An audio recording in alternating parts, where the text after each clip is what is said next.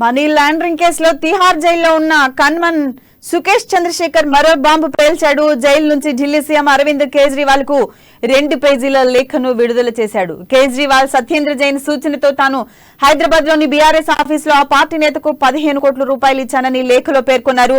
అంతేకాకుండా BRS leader తో జరిగిన వాట్సాప్ చాట్ ను కూడా లేఖలో ప్రస్తావించారు.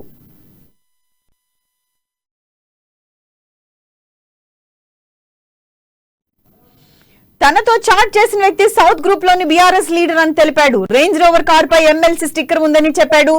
ఏపీ అంటే అరుణ్ పిల్లై అని స్పష్టం చేశాడు. అవసరమైతే తాను నార్కో టెస్ట్ కు సిద్ధమని సుకేష్ ప్రకటించాడు. ఇది టీజరేనని, అసలైన బ్లాక్ బస్టర్ ముందుందని కేజ్రీవాల్ ను సుకేష్ చంద్రశేఖర్ హెచ్చరించారు. త్వరలో కేజ్రీవాల్ తో తాను చేసిన వాట్సాప్ చాటింగ్ విషయాలు బయటపడతాయన్నారు. ఈ వ్యవహారంలో అరవింద్ కేజ్రీవాల్ తో తాను మొత్తం 700 పేజీల వాట్సాప్, టెలిగ్రామ్ చాట్లు చేశానన్నాడు. కేజ్రీవాల్ కు 75 కోట్లు డెలివరీ చేశానని పేర్కొన్నాడు.